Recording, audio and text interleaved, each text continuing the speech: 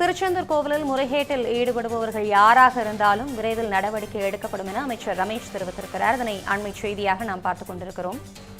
திருச்செந்தூர் கோவிலில் முறைகேட்டில் ஈடுபடுபவர்கள் யாராக இருந்தாலும் விரைவில் நடவடிக்கை எடுக்கப்படும் என அமைச்சர் ரமேஷ் உறுதியளித்திருக்கிறார்.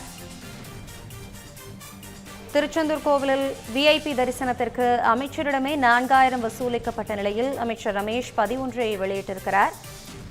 அதில் திருச்செந்தூர் கோவிலில் முறைகேட்டில் ஈடுபடுபவர்கள் யாராக இருந்தாலும் விரைவில் நடவடிக்கை எடுக்கப்படும் என தெரிவித்திருக்கிறார். இது குறித்த கூடுதல் விவரங்களோடு நிகரான நமது செய்தியாளர் சரவணன் கூடுதல் விவரங்களை விரிவாக வழங்கலாம். வணக்கம் அபிராமி.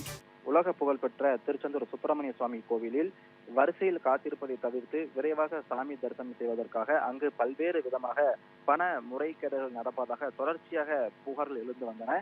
இதனைத் தொடர்ந்து இன்று காலை இந்து சமய அறநிலைத்துறை அமைச்சர் ரமேஷ் திடீரென்று திருச்செந்தூர் சுப்பிரமணிய சுவாமி கோவிலில் ஆய்வினை மேற்கொண்டார். அப்பொழுது வந்திருப்பது அமைச்சர் என்றே தெரியாமல் அங்கு பணியில் இருந்த அர்ச்சகர்கள் அமைச்சரிடம் நேரடியாக சென்று 4000 ரூபாய் நீங்கள் செலுத்தினால் நேரடியாக சென்று முருகப்பெருமானை தரிசிப்பதற்காக ஏற்பாடு செய்து தருகிறோம் என்று கூறியிருக்கிறார்கள்.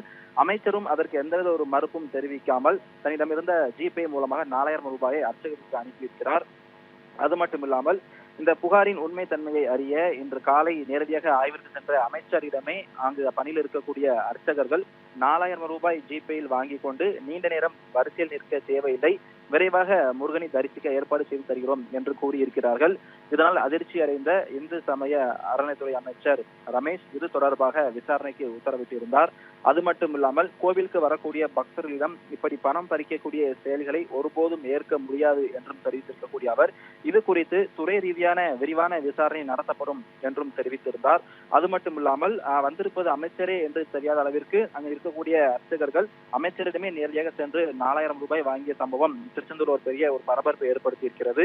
அது மட்டும் இல்லாமல் திருச்செந்தூர் சுப்பிரமணிய சுவாமி திருக்கோவிலில் பக்தர்கள் வசதிக்காக ஏற்பாடு செய்யப்பட்டிருக்கக்கூடிய அடிப்படை வசதிகளை ஆய்வு செய்வதற்காக சென்றிருந்த அமைச்சரிடம் 4000 ரூபாய் வாங்கிய சம்பவம் ஒட்டுமொத்த மக்கள்கள் மற்றும் இந்துக்கள் மத்தியிலுமே ஒரு அதிர்ச்சியை ஏற்படுத்தியிருக்கிறது.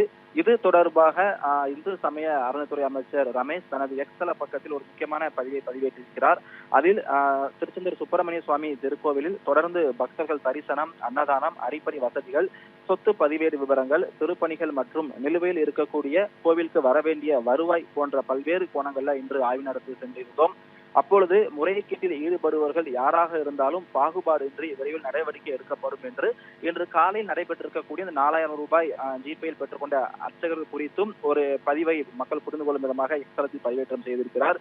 அது மட்டுமல்லாமல் திருச்செந்தூர் சுப்பிரமணிய சுவாமி திருக்கோவிலில் முருகனை தரிசிப்பதற்காக ஏராளமான இது போன்ற முறைகேடு சம்பவங்கள் தொடர்ச்சியாக நடைபெற்று வருவதாக சமூக வலைதள பக்கங்களில் பொதுமக்களே தாமாக முன்வந்து கருத்துக்களை பதிவு செய்து வந்தார்கள். இந்த சூழ்நிலையில பொதுமக்கள் பதிவேற்றம் செய்யக்கூடிய இது போன்ற கருத்துக்களுக்கு ஆய்வு செய்ய சென்ற அமைச்சரிடமே 4000 ரூபாய் பெற்றுக்கொண்டு அமைச்சரை உள்ளே தரிசனம் செய்ய அழைத்து சென்ற சம்பவம் திருச்செந்தூர்ல ஒரு பரபரப்பை ஏற்படுத்தியிருந்தது.